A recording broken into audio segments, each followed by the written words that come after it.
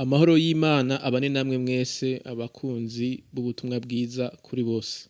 Turabifurije umwaka mwiza muhire, turabifurije umwaka wo gukura mu kumenya umwami wacu Yesu Kristo, kuko ari we uhugariye umugisha wose. Turabifurije umwaka wo kuyoborwa n'Imana.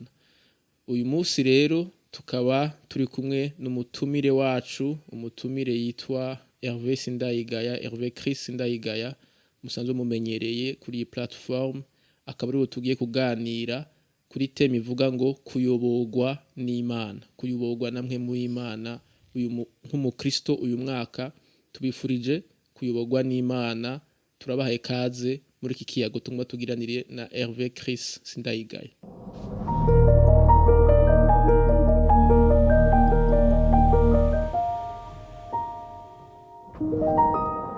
Turakwakiriye Hervé, ubutumwa bwiza kuri bose. Reka wakire uramutse abariko baradukurikirana. Karibu uyu mwanya n'uyu wawe. Murakoze kunyakira. Ndamutsa n'abariko baradukurikirana muri iki kiganiro tugiye kuganira ku bintu bikomeye cyane. Yego. Rero uyu munsi nkuko nababwiye turaganira ku kurongorwa n'Imana.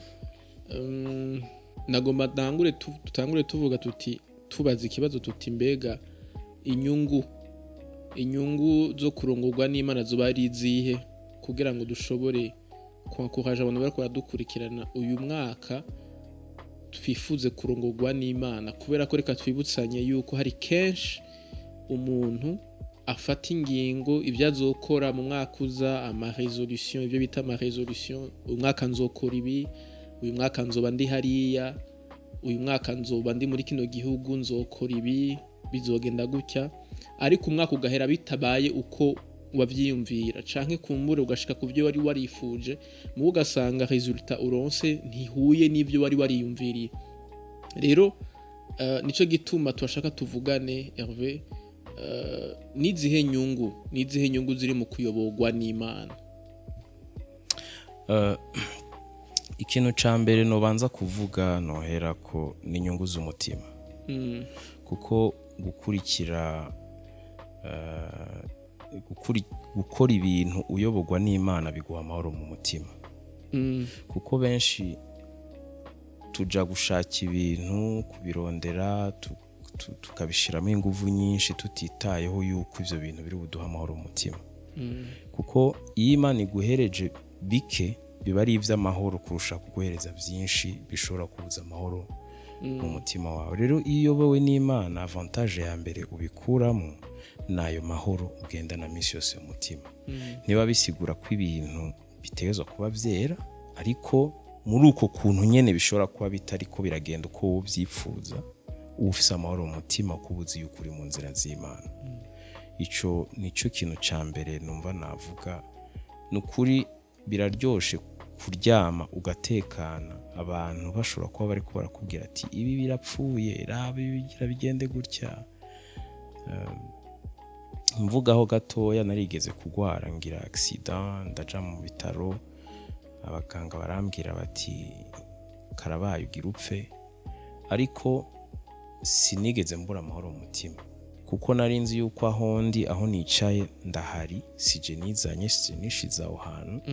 Naguma numva yuko ndi kumwe n'Imana mu byo, peu importe le résultat, nibwo goba ari urupfu, goba ruza kuvamwo canke ubuzima, byose numva ari amahoro. Kuko ndibuka hari umuntu nishuye, navuga nti ntihagire n'uwundirira, ntihagire ahubwo mugende mutambe, kuko je nzoba nitahiye. Nimba ari ugupfa ariyo resultat, je nzoba nashe kwa data. Ni kwaba ari kuguma hano ku isi, hari ivy'Imana iri kwiransaba kubandanya nkora, navyo nyene ndavyemeye. Rero ayo mahoro mu mutima uronka kubera uzi kuri mu bugombe bw'Imana arakomeye cyane. Ico nico kintu ca mbere. Ica kabiri, gukora ikintu wumviye ijwi ry'Imana biguha kudahusha intumbero y'ubuzima. Kuko kenshi turicira inzira. Imana yashobora kuba yarakubwiye ahantu uzoja canke uzoba canke ibyo uzoshikako. Naturellement umwana w'umuntu aca atangura gucapa, agashiraho imigambi yiwe, agatangura kwibaza yuko peut-être bizoba ari uko abanje kujaha canke abanje gukora iki, urazi ubu benshi bitewe n'ivyo turimo na context turimo babibaza yuko peut-être kuva mu gihugu niyo solution. Mukaje usanga bamwe birakunda muga hari aba bataye intumbero y'ubuzima bwabo. Aho nyine tukiri ngaho wavuze ikintu gikomeye uravuga uti intumbero y'ubuzima. Ni ukuvuga yuko imbere y'uko umuntu afata decision runaka akarura nk'icuhereje ko ati mbega nova muri kino kibanza nkaja muri kijya kibanza, hari ikintu yabwirizwa kwiyumvira. Yabwirizwa kwiyumvira gusa ibibazo bya finance, kuko kenshi nico dufatirako tuti aha hantu sindiko ndaronka amahera nashaka kuronka, canke ahantu sindiko ndaharonka kumbure l'education nkeneye canke ibintu bitandukanye. Mugabo ni gake umukristo yiyumvira mbega ibijanye n'umuhamagaro w'iwanje, ibijanye n'icyo Imana yandemeye gukora, kuko nizera yuko iyi Imana ikuremye ntitwavukiye mu bihugu twavukiye muri Afrika kuko yari accident, cyangwa wavukiye muri Amerika ntiyavukiye muri Amerika par accident. Imana yari izi aho uzovukira, igihe uzohavukira, ico uzokora, yari izi umwanya uzomara aho hantu, ikabizi n'ahandi uzogenda, igihe uzohamara n'ico uzokora imbere yuko uva muri inosi. Rero bifatiye hehe kumenya imbere yuko umuntu afata ingingo mu buzima bwiwe n'umuyoboro ukivuga kwiki? Numva ko ni intumbero y'ubuzima. Yego, numva yuko imbere yo kumenya intumbero y'ubuzima bwiwe bifatanye no kwanza kumenya Kristo mu buzima bwawe. Kuko ugiye kuraba, mfashe nk'akarorero, ugiye kugura nka telefone usanga indani uwayikoze akubwira ati ikora gutya. Umuntu wese akoze ikintu usanga indani harimwo ico twokwita manuel d'usage, ikusigurira ingene ico kintu wagikoze ico yari afise mu mutwe agambira, kuko ico kintu yakoze kizokoreshwa. Rero n'umuntu numva umengo nta muntu yiha intumbero, ategerezwa kuja ku muremyi wiwe yamuremye ko arazi ibyo yashize muri we, hama muri uko kumenya Imana no kugendana na Kristo akakubwira intumbero y'ubuzima bwawe. Si umuntu ayihereza, ntuvyuka mu gatondo ngo urumva ngo jewe ngo mfise dream, ngo I have a dream, urumva ngo nteza gukora ibi canke. Aho rero niho nkeneye ko duteba, kuko abantu bakora dukurikirana cane cane la jeune génération uyu munsi arashobora kugira ama ambition, ubwo ugasanga ayo ma ambition ntahuye n'icyo Imana yamuteguriye. Arashobora kugira ama dreams. Urumva abanyamerika nibo bakunda guselinga ico ciyumviro, kudandaza ico ciyumviro ati ushobora gucika ico ushaka cyose, you can become whatever you want. Ariko reka twibutsanye turiko duhanura nk'abana b'Imana. Umwana w'Imana ntacika ico ashaka, umwana w'Imana acika ico Imana igomba ku buzima bwiwe. Reka tugire ko tuvuga tuti ibyo tugira tuvugire hano biraba abantu bakijijwe, biraba abantu bazi Imana, byitwa ko bari mu nzira y'agakiza. Ego, utari mu nzira y'agakiza ashobora kubikora uko avyumva. canka kiga nawe kumenya Kristo kugira amenye inyungu bibe clear, ubuzima bwiwe ntazobeho. Ariko kuko utemeranya n'ibyo tuvuga ufise impamvu, sivyo? Ariko nk'umukristo hariho uko dutegerezwa kwitwara. Rero ino generation natwe turimwo n'abandi bariko bararuka kenshi baba victime n'ikintu bita social media, iza kubahereza intumbero. Ibintu turaba amafilme kwa muri kuri social media, wabonye naka yakoze iki, yagize gutya, wowe kacu ushaka kubikopya ukibaza ngo nivyo buzima. Hamuka usanga buriya ya ma vision canka ama dream ufise ushaka kuzoshikako si ntumbero Imana yaguhaye, kuko ntiwigeze ubona umwanya wo kwicarana n'Imana ngo iguhereze intumbero. Wewe wagumye wirabira movie, wirabira social media, usohokana n'abandi, ufite ibarabara canka bo mugendana canka kabare canke social media n'ibindi byose nivyo vyaguhereje intumbero y'ibyo ushaka, uvyitiranya n'intumbero yiwawe, n'intumbero Imana yatumye igushira kwisi. numva umengo bitegerezwa kugaruka ku muremyi wakuremye wazi ico yaremye akubwire icuri ufite ni question d'identité yego kumenya ndinde umaze kumenya urinde ndene ucumenya umuhamagaro wawe maze kumenya umuhamagaro wawe ucumenya mission yawe rero kenshi tuba victime yuko nta mwanya ubukwiye dufise wo kuganira n'Imana kubera peut-être kandi tuba dufise ama excuse des fois aba yumvikana ashaka gusa nk'uko umengo niyo turi busy n'ubuzima turiko turiruka ama responsabilité dufise mugabo ntidushaka kwibaza ca kibazo nyamukuru umuntu wese yategerezwa kuba yaribajije mu buzima kumenya ati ndinde ukagenda ku Mana yo muremye wawe ikakubwira ati buriya jewe ubona aremye n'uyu akarevealinga ntaguhereza identity akurevealinga identity isanzwe iri muri wewe kuko burya nico kice kigaruka kuri ca kindi c'amahoro mu mutima kuko amahoro mu mutima abaho mu gihe utari muri contradiction nawe wenyine kuko iyo umaze kwimenya ukisobanukirwa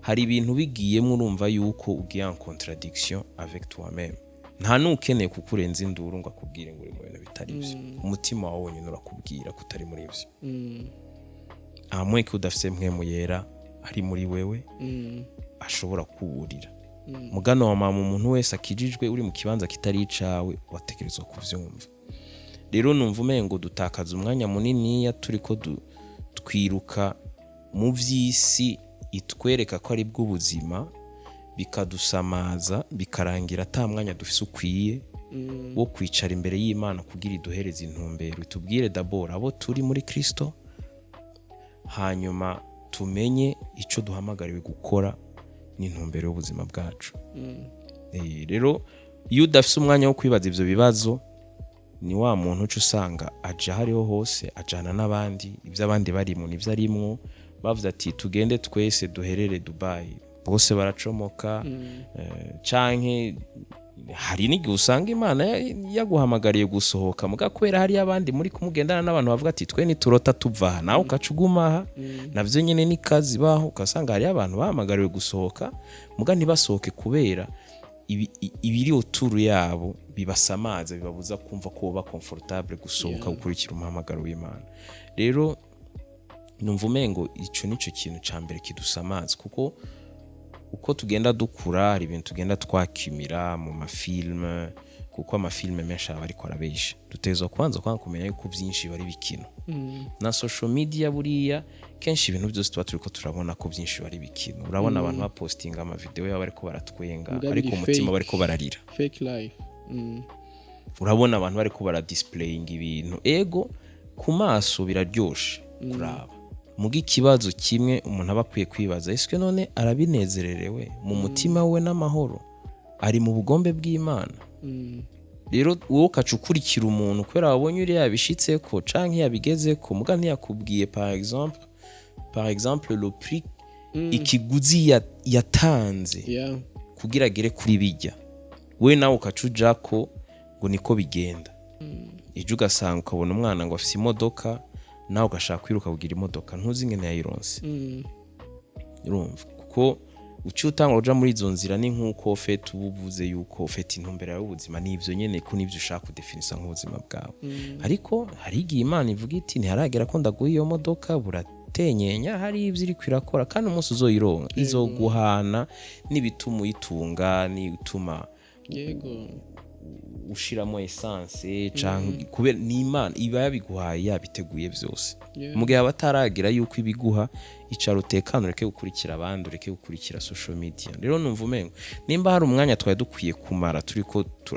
turafata wari umwanya wo kwama turi imbere y'Imana kugira tugume turi aware tugume dukangutse nimba no bivuga gutyo kuki Imana idushakako biturinde guhubuka mu gufata ama decision kuko abantu barafata ama decision kubera ama frustration arabona abandi par exemple nk'abakobwa akabona ati abo turi mu runganwe bose bagize mariage reka nanje ndabe uri ready ngaho owe mugabo ntagende muri mariage yiteguriye kuba umugore arashaka mariage kwera abandi yabonye bayigiye mu mugabo muri we se umugore ntaratenye iyo maturité yo kuba umugore umugabo do même ugakura uvuga uti umugabo aba umugabo kubera afite umugore ukavyirukamo udashaka kwasuma responsabilité zawe nk'umugabo bon pas udashaka utabizi utazi ufite ivyo ugiyemo ikiguzi bitanga bishira imbere yiwabo rero ukabona uwundi yageze Canada ariko arakubwira ibiriko birabayo wewe ukumva ko nawe uzoteza gutera imbere ari ukugeze Canada wewe peut-être afise oncle yamurihiye afise inzira yaciyemo zamworoheye wewe nta nugufise ugufasha ukagurisha gatongo warusigaranye canke ukiba canke ukaja mu busambanyi bwiro nk'amara yo gushikayo bose ntibagezeyo kiguzi kimwe rero numva umengo ni byiza ko umuntu abanza gusubira inyuma akicara kwanza kibaza ati je ndinde yego ukishura ico kibazo ca identité hanyuma ibikurikira bica byicapa imbere yawe ni kuvuga ko wavuze ikintu gikomeye ni kuvuga yuko imbere y'ukwiyumvira umuyoboro w'ubuzima no kwiyumvira icuri kuko umuyoboro ujanye na identité akarorero yego nyamba kumbure hariho ibintu bwirizwa kujamwo mu bw'ibyo bintu kugira ubijemwo bigasaba ko akarorero wica abavyeyi kandi bagihari uri umwana w'Imana uriya muri ya avantage wari wansabye kukubwira hari ikintu c'intahe yego kuko iyo uri kuja mu bugombe bw'Imana ni ntahe Imana igenda yubaka mu buzima bwawe ico kintu rero buriya nasanze benshi ntitucitaho twitaho gusa kwerekana resultat mugi ntahe ntiri muri resultat abantu barakeneye kumenya ugo rugendo rwawe ruri hagati aho ngaho kuva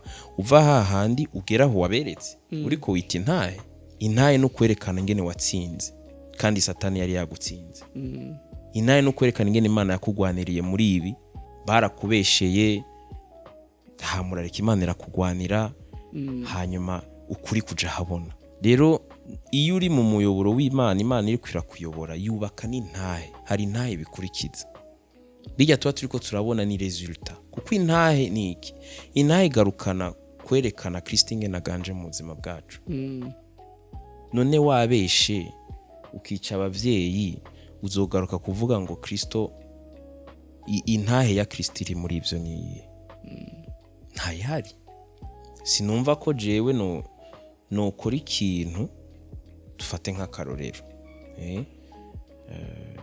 nk'ibi byeze abo bita mumba bari kubivugira hejuru ngo bita ngo abapfubuzi ugiye muri abo bantu uraronsa ya mafaranga hamukacuza gushinga intahe ngo Imana yaguhaye imodoka kubera iyo ntahe ni Imana yakugiriye neza iyo ntahe bariye ofete rero uburo twese twagiye kwitaho ivyo twerekana vyiza cane mugabo ntituba dushaka kumenya intahe zibiherekeje niza abantu ofete bahubwo bari bakagombye kumenya kugira bizere Kristo je sinzizera Kristo kwagikora ngo kubera umuntu yageze Canada canke yageze Dubai canke yageze mu Bushinwa kuko ico je naco kivuze n'abapagani barajayo n'abatizera Imana amaviza barayaronka intahe irimo niyi mugabo je ushaka kumbwira intahe y'ingene wageze Canada nyire ku rugendo wagiranye na Kristo muri iyo process yose aho ndi bwemere ndavuga ni shaka Kristo arakora n'ukuri kandi uwo muntu nabijamo azuba ari mu mahoro atekanye mugabo tugiye kuvuga ngo urumva ngo nabanje kugira gutya hama ndabesha hama ndagira gute hari umunsi umwe umuntu yigeze kumbwira ngo nugera hano ngo fo kugira ngo kuvuga ngo bigezweho ngo urumva ngo hagezweho ngo urumva ngo uca wideclare uca uvuga ngo uri homosexuel ngo hanyuma ngo bice vyoroha kugira baguhereza impapuro nje ndinda kuja kwigira homosexuel kugira intahirimo ni icyo tugaruka ufite kuri ivya bindi bana iyo tuvuze imana hari imana nyinshi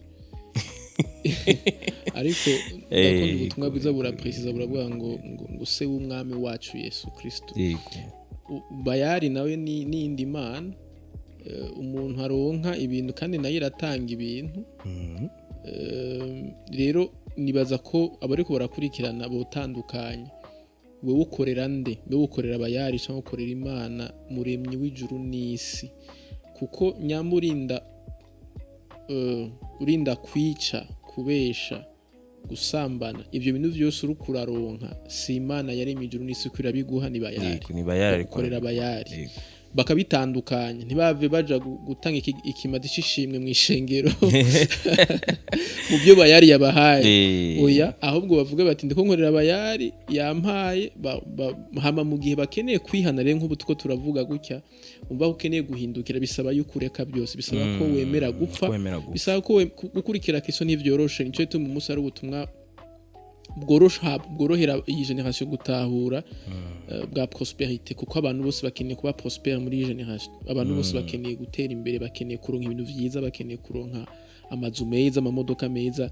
nivyo bintu biriko biratuma abantu bafata ama decision runaka ivyo biriko bira-influence abantu aho bazoba abo bazobana uyu munsi birateye ubwoba n'abagabo basigaye babifise akaraba umuntu yifise donc urumva kubera gutakara muri identité bariko barihenda n'ukuntu bahitamwo amahitamwo yabo mu buzima bwa misi yose True baravuga ngo utazi yaje inzira zose zirashika urumva iyo udafise intumbero yawe uri kuraja nibakubwira ati ja hariya niho bikunda nta kibazo bigiramo kubera n'ubundi nta identité ufise ufite ni nkuko novuga nti uri mu buja bwa satani kuko agukoresha icyo ashaka revyo kuza gufata umukobwa ngo kubera ari mwiza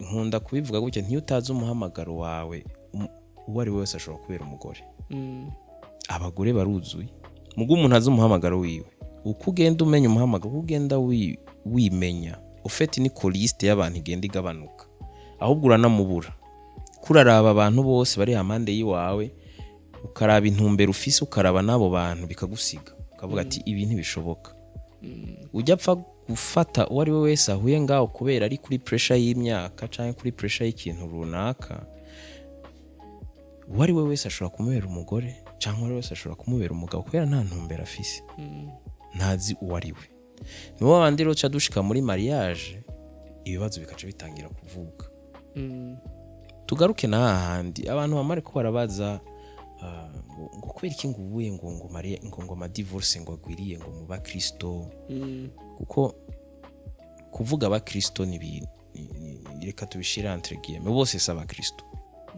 hari benshi bishushanya n'abakristo mu gatara abakristo kwijambo ry'Imana riri clair ngo abana b'Imana bayobogwa na mwe mu Imana ni benshi batari ko bayobogwa na mwe mu Imana kandi bicaye mu mashengero tuganira tukayaga ariko batari ko bayobogwa na mwe mu Imana rero banzube umwana w'Imana banza wakire Kristo nk'umwami n'umukiza wawe hama revealing ya identité yawe ico ni kiba ndisure nta tato ni misubira nta reka tugerageze nujya tugerageza aha nta reka ngerageze Dubai peut-être bizokunda canke Germany nta China nta reka ngume mu Burundi oya iyo umaze gusobanuka uguri na direction yaho utegerezwa kuburi ugenda uyironka peut-être igihe runaka Imana ikubwira aba mu Burundi ubundi mwaka izokubwira ati haguruka rero ugende Bangladesh kuko benshi bibesha ko numva par exemple iyo ubwiye umuntu ati Imana ikurungitse mu cankuzo si umugambi w'Imana mugabo abwiye ati uraronse visa ya Canada amen n'igihumbi uwo n'umugambi w'Imana uwo ni umugambi w'Imana bakibagira bimwe twamye turaganira vya kare vya Abraham na Loti ingene vyagenze nizera ko ikagato tukibacishe ko kubera ko ijambo ry'Imana nta kintu gishasha gihari hano mwisi ivyo turiko turacamwo hari abandi babicimwe ivyo uri kuracamwo wewe hariho abandi bakwitangiye imbere babiciyemwo reka gato dufata akarorero ka Loti na Aburahamu. Donc Aburahamu urazi ko kuva kera icambere nakundiye Aburahamu canyigishije d'abord Aburahamu yari ngo kwa se wiwe mu nzu ngo ya papa wiwe yitwa ngo Tera muri Mesopotamia. Ico gihe rero hari ahantu hari bari riche prospère. Ni kuvuga reka dufata akarorero no munsi, reka dufate ibisagara ibihugu bikomeye biteye imbere za Etats-Unis, za Canada, za Singapore, za Australie canke Europe. Biya bihugu nyine umuntu yumva yuko umenga abishitsemwe yoca agira iterambere. Ico gisagara cari kigezweho à l'époque. Igisagara gitunze hama nawe ubwiwe, kuko hari igihe umuntu ashobora kuba mu gisagara gitunze mbwa akabakenye, mbwa nawe ubwiwe bari batunze kuko ngo badandaza ibigirwamana vy'inzahabu. Ntushobora kudandaza izahabu ngo uvuge ngo uri umukene. No kuvuga Aburahamu yaratunze na papa we yaratunze. Hari kibazo rero ukaza wumva Imana ikubwiye ngo va mu nzu ya so ugende aho nzokubwira. No kuvuga turabona Aburahamu yemerawe kuva ahantu ahubwo batunze akagenda mu bugaragu. Uba biratandukanye umunsi natwe. Uyu munsi twebwe twumva yuko message nziza ni itubwira ati va mu bugaragu ugende ahantu ibintu biri. Donc turabona uyu mutima w'aba bagabo, uwo mutima ndawifuza kubona mu bana b'Imana. Nubwo vyitwa yuko turi muri Afrika dufise ama struggles, dufise ingorane, dufise ibibazo by'ubukene, ibibazo vy'ingwano zidahera, kumva yuko twokumvira ico Imana itubwiye gusumba kuraba ibintu bidukikuje ama circonstances y'ubuzima. Apana yuko tugira umuyoboro ufatiye kuri ivyo, ahubwo tukagira umuyoboro uvuye ku Imana itubwiye. Kuko turabona yuko Aburahamu nawe ariko aravansa. Siko cha turabarega igicapo cawe na Loti, tukabona Imana imubwiye ati ubu rero harageze ko ico nshaka gukorana nawe birasaba yuko utandukana nande na Loti. Hama kandi kini naco kiza kuba gitangaje, Aburahamu ntiyihutiye kwihutira gutora hazoba. Kuko turabona kandi ikindi gisagara naco kiri riche prospère, Sodome et Gomorrhe. Sodoma na Gomorrhe burya bari abasirimu, byari gisagara biteye imbere muri ico gihe cyabo, mu gisagara gikayangana kirimwe amatara, urumva. Ariko acaramubwira ati wewe niwatora hariya, niwatora nonja muri sud, niwatora west nzanja muri est. No kuvuga ko Aburahamu yarafise confiance, yarafitiye confiance Imana, yarafise icyizere Imana yuko aho izomuyobora hose izohamubeshereza. Iki nico nkeneye ko twotanga ko message kuri abantu bari kwadukurikira. Imana izogutungira aho izokuyoborera neza cyane. Imana izokwitangirira imbere yaho yakurungitse. Niyakurungika muri Pakistan izokwitangirira imbere, niyakurungika Bangladesh izokwitangirira imbere. Mugabo wowe ni wiyobora Singapore uzokwibeshaho, ni wiyobora hahandi vyitwa kwintu biri uzokwimenya n'ubuzima bw'iwawe. Loti yahisemwe ahantu hari amatara, Sodoma na Gomorrhe. Aburahamu yitorera mu bugaragu mu misozi hana atakintu na kimwe kiri. Mugabo inkuru ihera gute? Inkuru ihera wa undi yari mu mata, wa undi yari mu bintu bigaragara, atakaje ibintu vyose yarafise. N'umugore yaramutakaje, yacitse ngo inkingi y'umunyu. Ariko tubona wa undi vyitwa ko yagiye ahantu atakintu kiri, ari waje gutabara ahubwo ujya wundi. Kubera ko uyu munsi urugendo rwacu twebwe ntidufatiye abana b'Imana bayongorwa na mpwemu w'Imana. Mugabo bisigura iki? Bisigura ngo umuntu arashobora kuyoborwa n'ibindi bintu byinshi atari mpwemu w'Imana. Arashobora kuyoborwa n'ivyo abona. Yavuze ikintu cha social media iri kwironona ubwonko na cyane cyane bw'abajeune, kuko uyu munsi bari ko bidentifia par rapport ivyo babona kuri social media ariko bitari ivyo. Subuzima bwacu kandi si n'ubuzima bwo. Rero no kuvuga ikintu, kuvuga ko turabona ico gicapo kikatwereka za nyungu twako turavuga zo kurongorwa n'Imana. Loti yarongowe n'umubiri, vyaheze byose bigize iki? Bitakaye. Reka rero mvuge gatonya uyu munsi ku muyoboro ukuntu tuko turiyobora. Loti yagiye ahantu hateye imbere ikintu nankira ibihugu biteye imbere nuko n'ivyaha biba biteye imbere. Ubuza akantu kari very interesting kuko twese turaba kenshi ukunda usanga amaso yacu nyine tuyakoresha turaba ibyiza dushobora kunguka gusa mugani tuba turiko turabona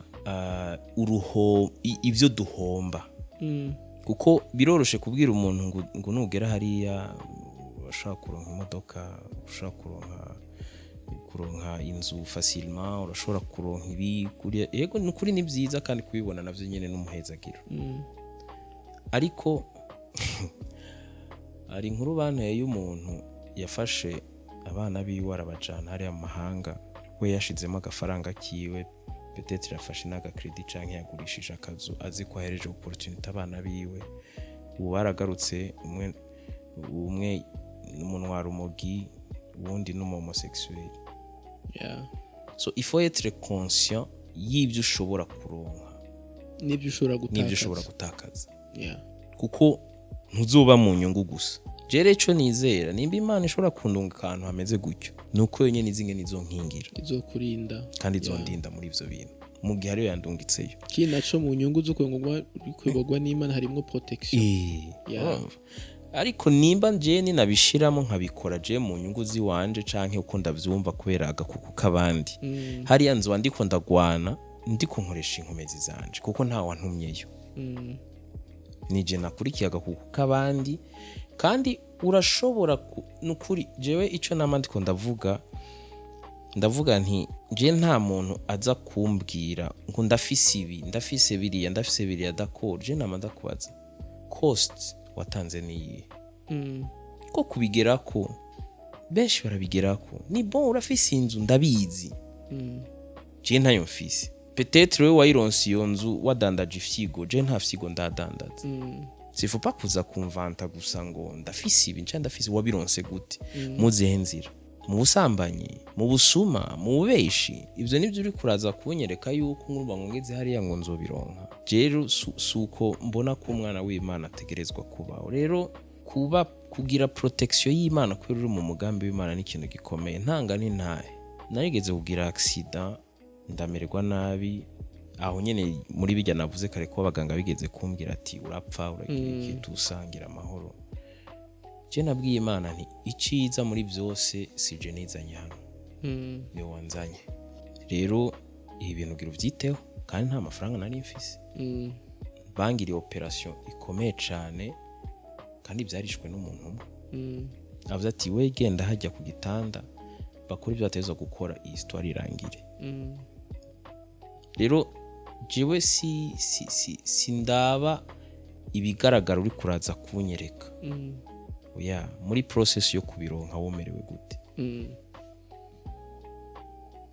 nico numva umuntu yategerezwa kwibaza nk'umwana w'Imana kuko nukura bitakaza ntanga nindi ntaje naragize chance yo kuja mu mahanga ndashika ni Buraya ngaruka ku kindi kintu gikomeye nyene twavuze ko tuza kuganira naronse opportunity yo kuja Buraya kandi ajayo incuri irenga imwe bimwe byo kuvuga yuko hari ivyo uronka n'ivyo utakaza mugura araba intumbero y'ubuzima bw'iwawe n'umuhamagaro w'iwawe hamukabona ikibereye yego je nicaye muri ubwo Burayi nari mu jeune hageze ko ndongora ndibaza ikibazo iska ahantu ni ndahaguma nzokura umugore numva biransize bitewe na societe narindi mwingene yari imeze ndiyumvira kandi ahantu nibwo ntakura umugore okay dufate ko nkuyeho ngisubiye muri Afrika ndongora umurundi kazi hama ndamutwareyo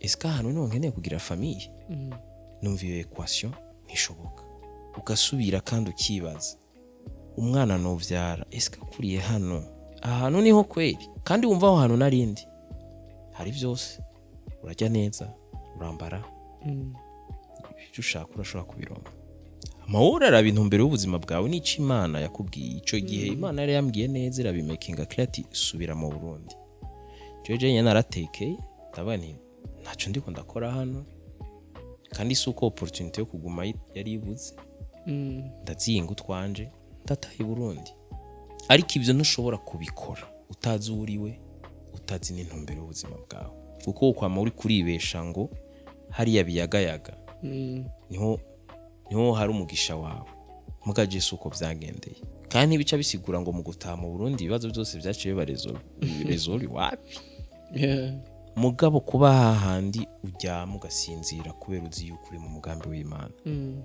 biruta byose biruta kuryama ku matera nziza kufise imodoka nziza mu udashobora gusinzira kubera uri gukoresha inkomezi zawe hakurirayinga ku Mana rero tugaruka n'urumva none ibintu turiko turavuga bya playinga bite novuga gute bitusha amadomene menshi y'ubuzima bw'umuntu muri choix du conjoint uribaza uti none uyu muntu bitewe naho Imana iri kwirandungika uyu muntu ni wagira aze kumbera umufasha ndishiri yuko haza umuravyi namambwira abantu ntimuzimubeshanye ngo urumva ngo ndiko ndamwiga ngo turiko turagira iki uwawe umubonye uramumenya ko ari uwawe ntibisaba amasaha abiri niko vyagenze na madamu wanje bifise ama histoire menshi muga mpura na madamu yaramenye ko ndiwe nanje ukaba ufise akantu kakubwira ati uyu muntu niwe et pourtant jewe ntiyasa nk'uwo nibaza ko ari mugura bimenya uganiriye n'umuntu ko mugenda mugana uramenya uti uyu muntu niwe canke siwe ntibivuze yuko bigira biba amaroze bigira bigira iki ariko kubuzi ko umuntu ari we kandi Imana yagushize ku nzira yiwe nibibazo mugenda muhura navyo muamuzi yuko you rely on God kuko niba yabitanguye Imana yonyine iramenya ingene igenda isolvinga ibibazo byanyu mugenda mucamo en fait tugaruka ku kibazo toujours ndagomba kubabwira abantu bakora dukurikirana cyane cyane ndagomba ngaruka kandi cyane ku ba jeune la jeune génération igituma mubona uyu munsi harimwo inguvu zidasanzwe muri digitalisation telefone ziri accessible ku bantu bose ama social media gumavuka buri munsi tubona intuze nshasha yavutse platform nshasha arizo kwerekana ubwambure bw'abagore zigwira arizo gusamaza abantu mu memes tudahera utujokes tudahera ivyo bintu intambara turimwo ni intambara ya concentration yiwawe ni intambara ya focus yawe kuko umuntu atari focused umuntu atari concentré ntashobora kumenya ivyiwe donc ikibazo dufise abantu baratakaye ntibiyizi donc ntibazi n'ivyo bakeneye mu buzima bwabo rero kubera ko nibaza yuko iyi generation ayo masosho media n'ibiki vyose biriko biprepara une generation zombie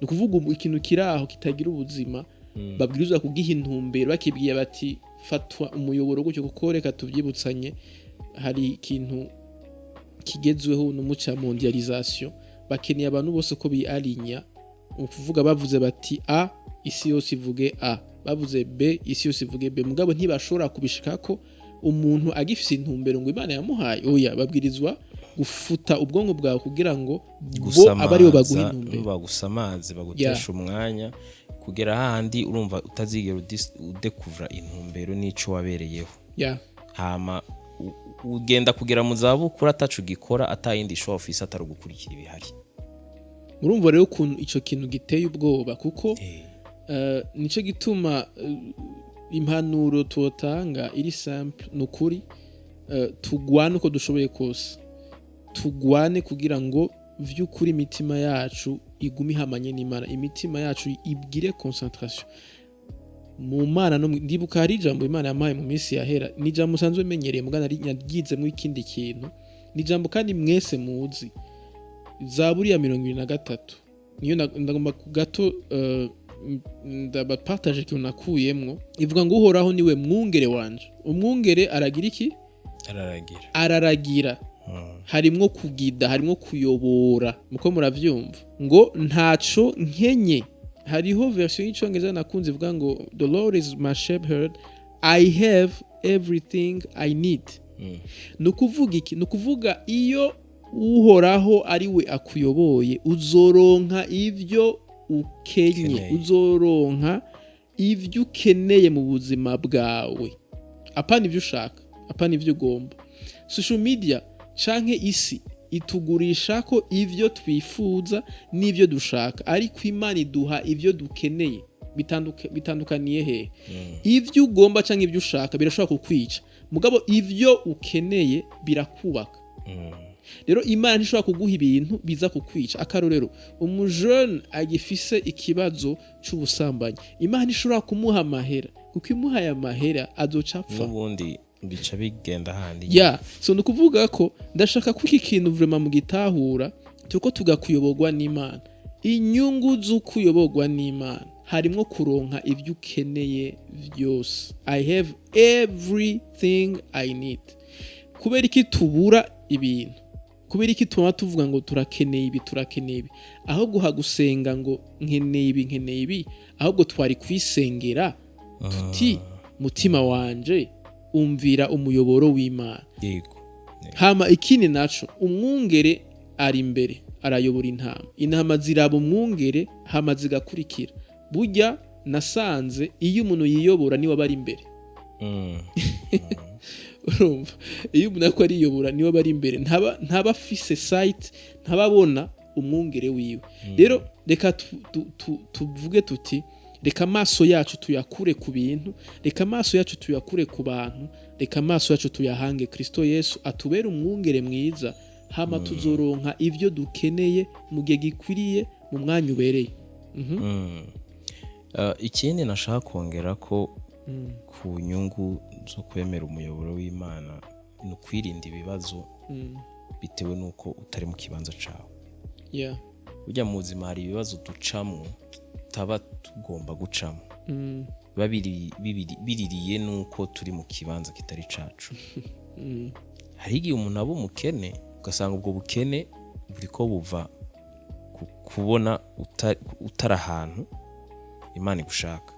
Urashobora kuja Canada ugakena, urashobora kuja i Burayi ugakena, ariko ugasanga nimba umutungo wawe uri ngaha mu Burundi ukaba ngaha, abandi bose bakaba bariko bararira. Mugabo Imana ishobora guca mu nzira nyinshi zo kugira ushike ku ndoto ziwawe, bisaba gusa ko uba uhagaze. Kenshi rero twicira inzira yiyo biri ko buriya iyo niyo ntahe. Ko noba ndi umutekinisiye, sound engineer akomeye cyane kubera navyigiye Angleterre canke kubera navyigiye US, nta ntahirimo. Birumvikana, bari bintu nyine biraho. Ariko umunyafrika atigeze ahonyoza kugura ahantu ugasanga ariko akora ibitanga. Je ndibuka ntangindi ntaye CLM iyi eglise iri ngaho igitangura, senior pastor baduteye inkuru ingene yagiye Canada, arababwiye ati ngira nubaka ishengero. Arababwiye ati nshaka the most advanced equipment, nizo ngira amanuka ni Bujumbura. Baramwankira, bambwiye ndushobora guhereza ivyo vyuma kubera ntituzi hariya nta ninda zobikoresha, nta muntu umwe azobikoresha, nta ushobora kubikoresha. Barabimwankira nawe insist ati mpa la dernière technologie. Harabagondoza barabimuha, aza atazi umuntu azobikoresha. Bishitse hano baramubwiye ati rondera umuntu yitwa Elf. Jenny Rutruva ndi muri CLM, yari rya mbere nkoresheje digital, nta naho twari twahuriye, nta experience nari mfise, ariko byantwaye nk'iminota 30 kugira ntahure ingene bikora. Ibibazo byose barimwo biba birarangiye. Iske byansabye kuja kwiga muri Hillsong kugira ndabikore. Eka abantu baranyubaha ngo ndazi gukora so, mugabo mbo I know it's not true. Si jendo wa mbere hariyo nabandi, nuko abantu batabashaka kurondera. Nkabo na forumye nyuma yiwanje ndazi ko they are the best. Sibyo. Mugani barinze kuja hanze. Bidasigura ko kuja hanze tarakarusho. Yego. Na karusho, mugabo iyi si turi mu no munsi nta kitari kuri YouTube.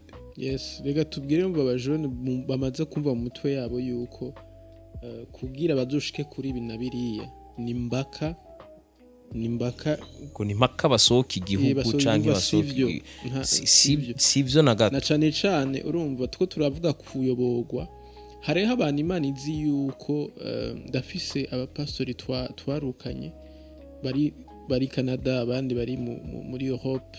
Ikintu kingyera nuko iyi Imana igutwaye ahantu utakaza umuhamagaro, ahubwo uguma mu muhamagaro.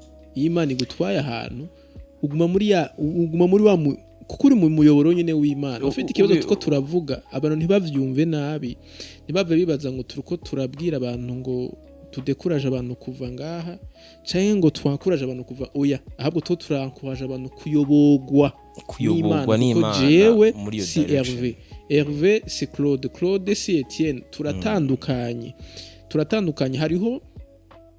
hari akantu kigeze kunyigisha umuntu yigeze kuvuga ati yafashe indege avuga yuko agiye kurondera ubuzima ahantu hamashitse ari muri transit ahura n'undi nawe afashe indege agiye hahandi we yaravuye nawe agiye kurondera ubuzima Iburaya nari kumwe n'umuhungu w'umuzungu afise nka 24 rero aho hantu narindi ndika ndavuge ntaco kugira bimaking se nari mu Budage ugiye mu gisagara ca Berlin hari ahantu nka jardin public barubatse utuntu tw'utugrotte nyene bubakishije imbaho urabona nka kwa kundi nk'impunzi wawe fata ukuremwe amahema mu guca ukoresha imbaho bisa nabi nyene ni nko muri Afrika ahantu nyene hari bizarre kandi utwo tuntu baratugurisha kandi turazimbira urashobora ukagura ukakabamwo nibaza uwo mwana ndamubaza bite ni sawa bayeho gute ati ngukangwende kwereka homba acaranja muri ako kagrote nabane nuba ngaha gute none abavyeyi bababiye ngenda kudekuvura yuko uwo mwana ari umwana w'umumiliyoneri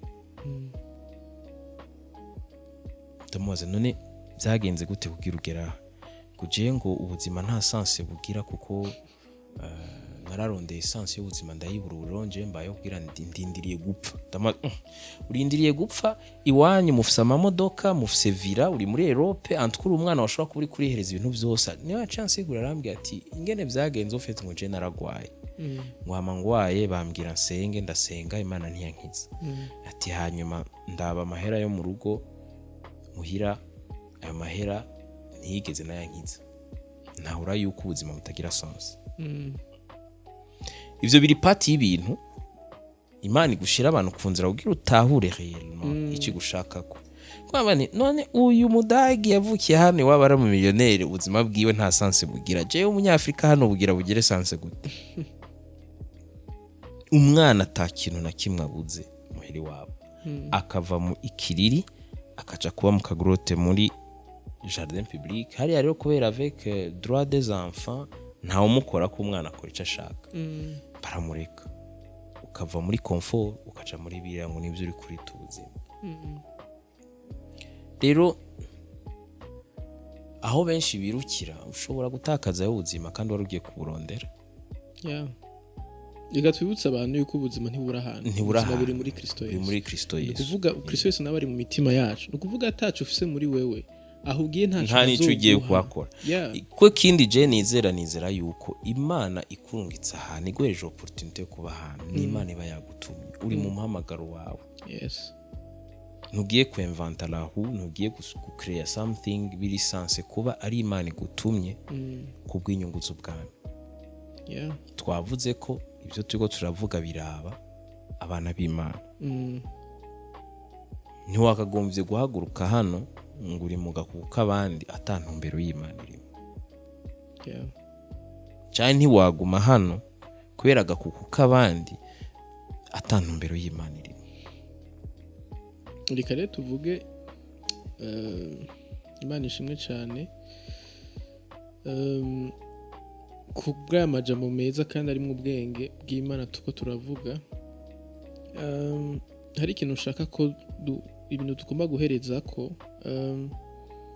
ibintu mu bintu bitubuza kuyoborwa n'Imana imigani 3 igice cya 3 umurongo wa 5 haravuga ngo wizigire uhoraho n'umutima wawe wose ngo ntiwishimire ugutahura kwawe ikibazo dukunda kugira n'abantu bitwa ko dukijije iyo dufise ubwenge bwinshi hari igihe ubwenge bwacu n'ubwenge bw'Imana bigongana hari igihe tuvuga yuko our plans kubera iki ibintu two turabivuga mu ntango z'umwaka kubera ko ushobora kuba warapanze umwaka uko uzohera mu gutazi icimana igomba kugukoresha uyu mwaka urashobora kuba warapanze yuko uyu mwaka utazohera utarashika ahantu runaka urashobora kuba warapanze uyu mwaka yuko ngo uyu mwaka ntuzohera utararongora cyangwa utararongorwa mugabo bikaba bitari mu mugambi w'Imana ukaba usanga ufise motivation itariyo reka mvuga ibintu bikunda kuvuga mu mashengero hama ndabahumurize abakobwa mutararonka abagabo mwumva yuko uyu mwaka à tout prix nubwo cyo bari gisiga kiza kikaguhitana igikuru nuko uronka ifoto ya updatinga eta civile yavuga ati ubu sinkiri single ndi married reka ndaguhumurize yuko mu mwaka uheze abagabo bose bagize mariage sibo banyuma muri stock y'Imana mu bagabo Imana ifise muri stock reka ndabahumuriza abagabo batarongoye umwaka uheze reka ndabahumurize yuko abakobwa bose barongowe mu mwaka uheze sibo banyuma bari muri stock y'Imana tureke gukora ibintu kubera kwihutira kurashinga tureke gukora ibintu par comparaison tureke kwiyobora kubera ko aho muri promotion yanje baheze nibo muga si wewe ni wewe bariya ni bariya abantu bose twari irigara ryanje ryose ryavuye mu Burundi none bisigura ko nawe uzoca uhava rero turakunda gukoresha ubwenge bwacu ibi biri mu bintu bituma dukunda kwiyobora mu buzima bwacu dukunda kurelyinga canke kwishimikiza ugutahura kwacu n'ubwenge bwacu rero iki ni ikintu gikunda guteza ibibazo nabonye na cane cane no ku bana b'Imana byitwa ko bari intelligent baciye ubwenge arumva yuko ashobora guplaninga ubuzima bwiwe do A a Z kimwe mu bintu nize hari umuntu yariko aranganiriza yakuriye muri US muri leta zunze ubumwe za Amerika avuga ati abazungu bafise ahantu baguye batagikeneye Imana kuko ibintu byose barabiprograma atabanyafrika nabo ko atakiyo na kimwe bafise ibintu byose babirindirira ku Mana ati rero turakuriye kubaho turi balance dufise umunzane mu byo dukora nivyo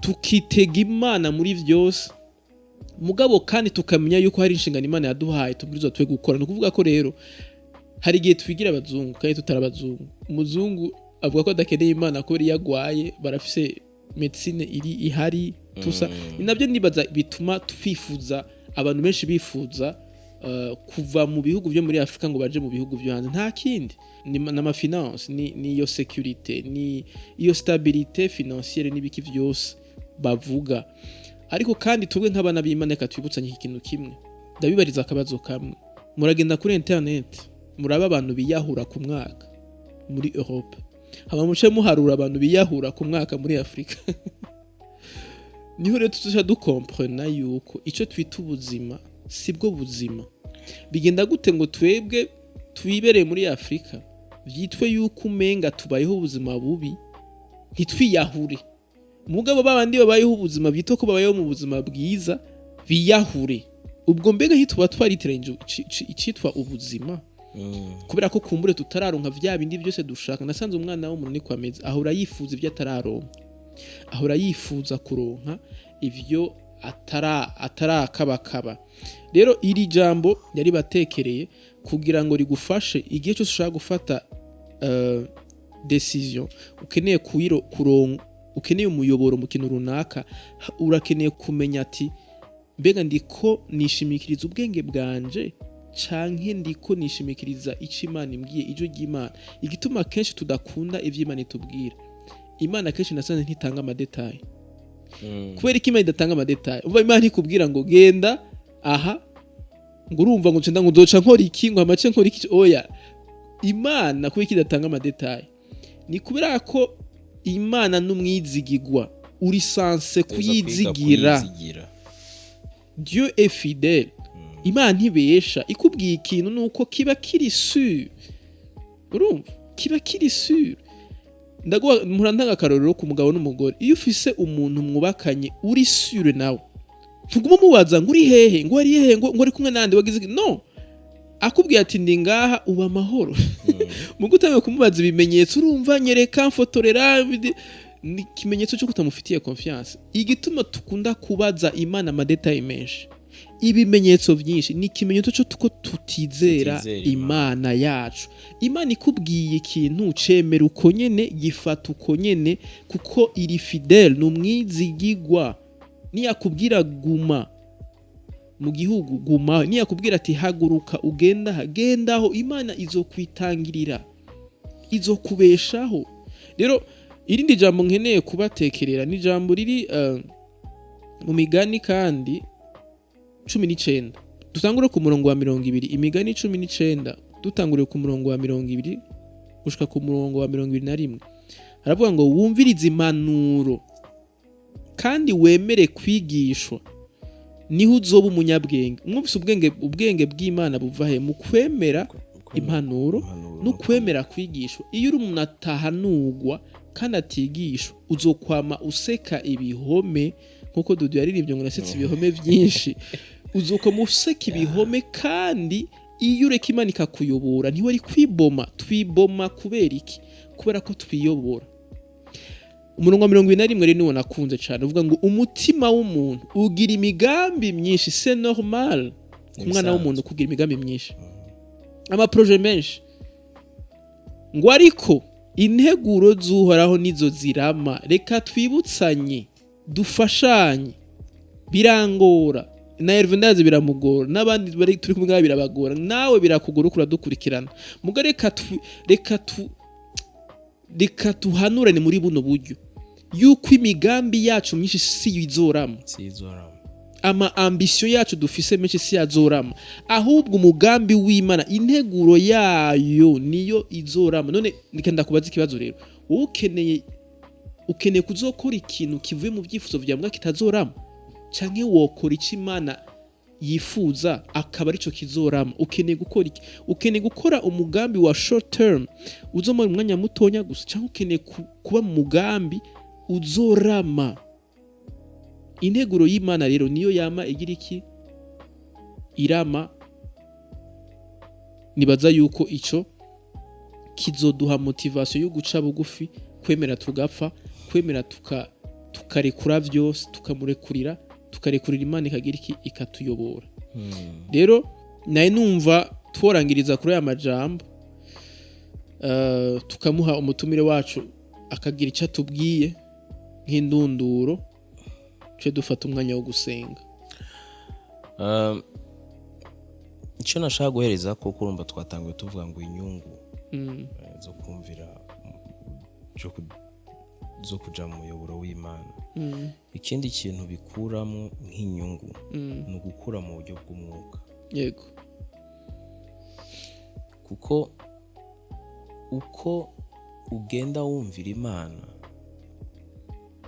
ni kugenda ukura mu buryo bw'umwuka, kugenda igutahuza ibintu byinshi. Ko hari ibintu byinshi utaburi kuratahura by'ubuzima bwacu n'ubuzima busanzwe bw'abandi, ariko uko ugenda ugendana n'Imana biraguha gukura mu mwuka, bigatuma unayizera cyane. Kuko nje mu rugendo mfitaniye n'Imana mu buryo buri personnel, nkunda kubwira abantu nti nibwo Bibiliya bayizinga cyangwa bakaza bakambira ngo nububeshi, ntibizokuraho ko nizera Kristo, kuko Kristo ndafise aho twahuriye, kandi igihe twahura vyari reyeri.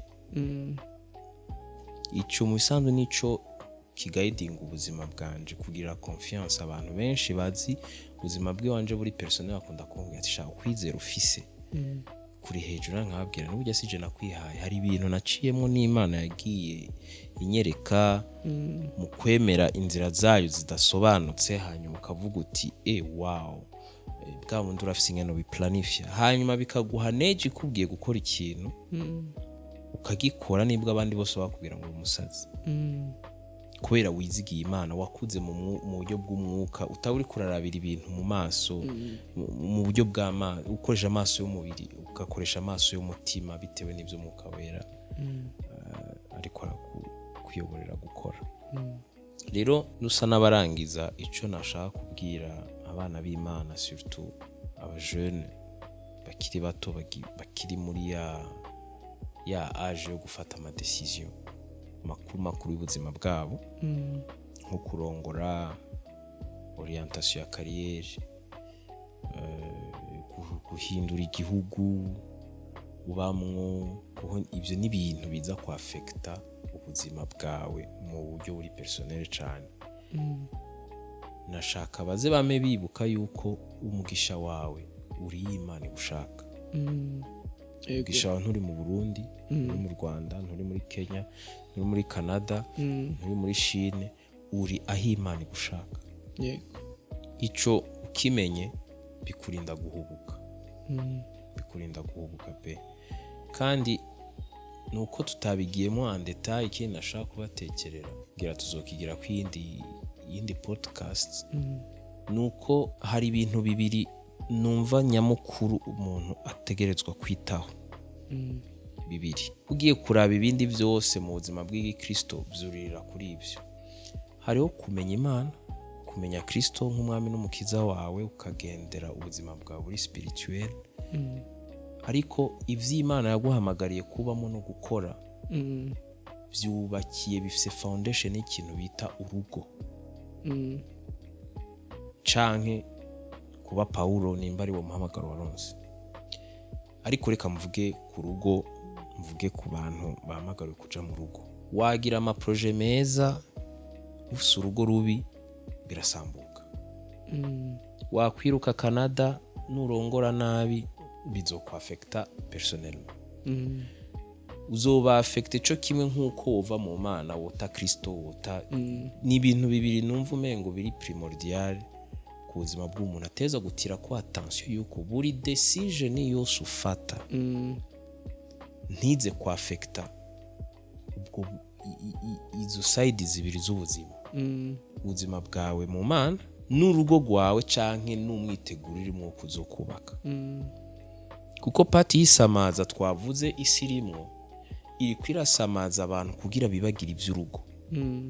Bagenda kwirotruva plus tard batezwa gukora urugo batari prêt. Kubera ibintu byose bakoze bakiri bato, nta kintu na kimwe kigeze kibategurira urugo, ahubwo byaje biza gusambura icari cy'urugo. Rero bagera mu rugo kubera bafite za rezo zabo bikabananira, kubera ntibigeze bitegura.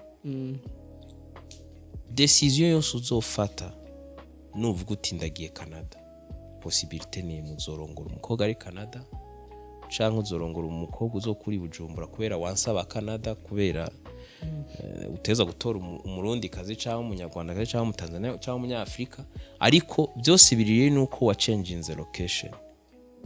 Rero turakunda gukora ibintu gafata amadeziyo nkuko umengo ntivyimplika uruvyaro rwacu.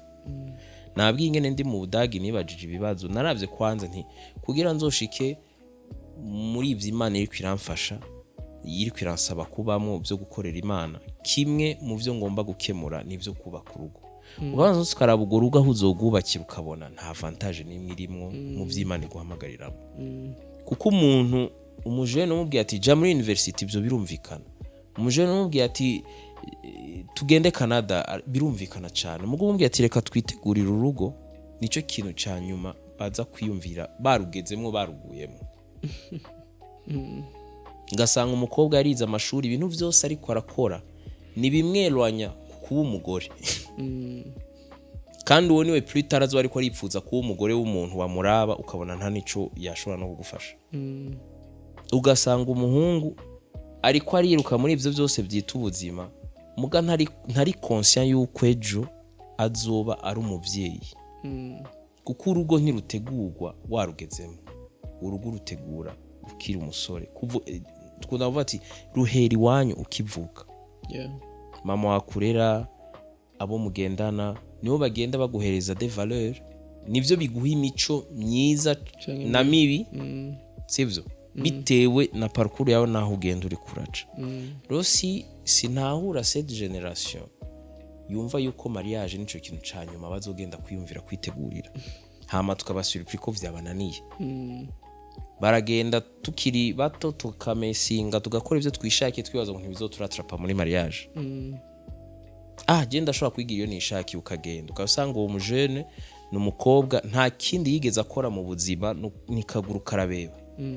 Arazunguruka ibihugu byose arakata gucyukuwe. Rero yagera muri mariage imusaba yuko yicara imyaka 2 arera abana akumva ariko arababwa. Kubera ubuzima yabayemo nta munsi numwe yigeze yiga kwicara ngo atekane. ugasanga umuhungu nawe nyene probably nikaguru karabeba nawe nyene arakubita gosha droite akamari ko aragira ugasanga ni wa muhungu azogira umugore ashire mu nzu abana ntibigere bamubona kubera ivyo bintu ntavyo yigeze yimenyereza kwicara mu nzu iwe ngo yicara tekane ntaguma azunguruka kumva yuko ahubwo muhira harababa ivyo nanje je byaranshikiye byaranshikiye kuko sinigera ndyoherwa no kuba muhira iwacu mugasanga rero uko kuntu wamenyereye kutaba mu nzu muhira ugiye muri mariage toujours nturi muhira kubera ntiwize kwicara gutekana rero ndashaka muri conclusion ibyo bintu byose tuyobogwe n'Imana kugira ituyobore kuko uvyanka uvyemera so turi Paul canke uri umugabo canke uri umugore w'umuntu uko bigenda kose ni ikintu urugo twategerezwa gutegura ahubwo tugashiramo n'imbaraga nyinshi kuko ugo rugo rudakunze n'ivyo uri kurubaka urishika kubisambura numva umengo sinovuga byinshi peut-être ibyo tuzofata undi munsi wo kubiganirako kuko je trouve que kimwe muco nje nankira amahanga nico amahanga siba ikintu bita urugo ni benshi bagenda bakagerayo bagatandukana n'ama divorce twama turiko turumva muri vya bindi tuvuga tugiye hanze hari ivyiza uronka mugabo hari nibibi utegerezwa kwakira mu gihe bigushikiye ukiyakira je nta kamaro mfise wo guhaguruka hano nk'umukozi w'Imana kugenda mu gihugu ejo nzogaruka ndababwira ngo urumva ngo naradivorceje ukasanga the outcome yo divorce yavuye kukungene gusa nemeye guchanginga location mba mu kibanza kitari icanje urundi affected na divorce life happens niko cha tubivuga ariko ugiye kuraba mu buryo bwimbitse ninde yagutumye hariya kujya wavuze ati Loti yatakaje byose agiye hariya nawe uragiye hariya bikuviyemo gutakaza umugore n'abana inyungu zabo uzo wabikuyemo niyi rero conclusion kuri jewe izera Imana menya Imana uyizere kandi umenye ko umugisha wawe uraho Imana gushaka niyo conclusion nyene novuga Imana ishimwe cyane kubwa Hervé dukomeze kwizigira Imana kuko ari we mwizigirwa reka ndababwira akantu ko katumye ndevelopa kwizigira Imana irazi kahise ka irazi irazi kazoza wewe muri ibyo byose nta na kimwe umetriza kandi nta n'undi muntu mu buzima abimetriza nubwo dukunda kuja kuba profete abahanuzi ngo batubwire nta mu profete n'umwe kwisi ashobora kukubwira detail par detail kazoza ka ni Imana igafise ni Imana ikazi none uwo muntu azi detail y'ubuzima bwawe detail yakazoza ka numva ko bikwiriye ko ari wowe wogirira confiance yumva ko ari wowe kwizera kaja kwizera abaguhereza gahunda zindi ukaza kwizera abantu baguha kanuka agaparti kumbere gato kamwe gusa kugira abace bakumanipira mugabo nizera yuko Imana niyo itubumbira mu nda za bamama bacu numva niyo izi n'itanguriro ryacu niyo izi n'iherezo ryacu ni gute tutoyigirira confiance iyo Mana niyo izi ukuntu yatubumvye iteranya amagufa yacu nizi ubuzima bwacu bwose nizi nyambu zo umufundi uzomufundi nizi nyambu zoba umunyepolitike uzomunyepolitike nizi nyambu zo umugwiza tungo uzomugwiza tungo uyu musa abajone bose bakeneye ko bagwiza tungo no mwese ntimuzoba bagwiza tungo hazoba abakozi hazoba bagwiza tungo hazoba abaganga nkuko vyamye ahubwo rero kubera ko umenga turi formate kuba twese ikintu kimwe ufite batugurisha ama illusion on nous vend des illusions z'uko abantu bose bateza kuba bafise forme imwe donc ni denario ni faranga abakobwa baraba abandi bari kuri social media bakumva bashaka gusa nabaje bo kuri Snapchat sivyo uko Imana yakuremye uri mwiza usa neza Imana izoguha umuntu agukunda ukusa ukomeza donc ni ibintu byinshi twovuga bituma abantu biyobora mu buzima bwabo bagashaka kuba ibindi bintu batari bagashaka kuba handi handi Imana itabageneye bantu b'Imana ubuzima buri muri twebwe l'environnement iri muri wewe nitangura imbere yuko wiyumvira environnement iri exterieur iri hanze namambwira abantu nti ikibazo mfise uyu munsi ni generation nuko bahora misi yose batamakosa mu kibanza barimwo hakubanza kuraba kwanza ibiri muri bo batari ko barashaka gusohora. Hari akantu kaciye kaza, hari indirimbo y'umuntu yitwa Asa chikwana n'umugore wo muri Afrique de l'Ouest akunda kumviriza cyane kera, yarafise indirimbo yitwa 180 ni muri sens ya 180 degrés. Muri iyo ndirimbo araririmba avuga ngo ntutegerezwa kwa muri kurazunguruka 360 degrés, ariko icyo ukeneye no kugira 180 degrés. Ntushobora ngo ntukeneye kuduga do highest mountain, kubera ivyo uri kurashaka vyose biri within you. Ako karimbo karankubita cyane, nkavuga nti tugashize muri context y'ijambo ry'Imana, abantu bari kubashaka kuja kurondera amahoro kuri the highest mountain, bayasize mu mitima yabo, bafise Kristo muri bo. Bari ko bashaka kuja kurondera ubutunzi hariya, kandi ubutunzi buri muri bo.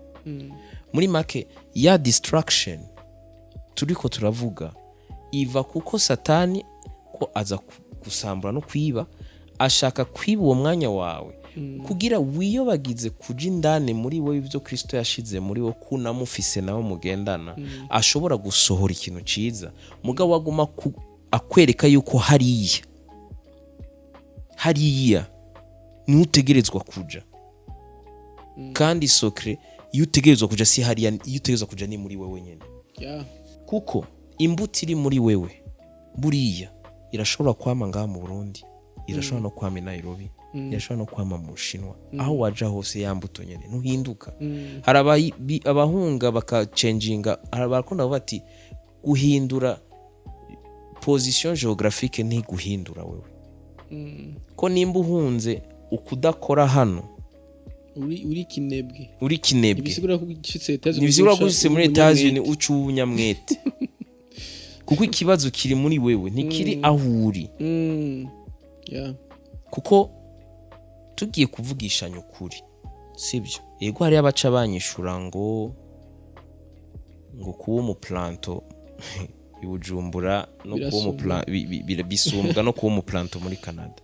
Je comprends ce qu'ils sont en train de dire, sibyo?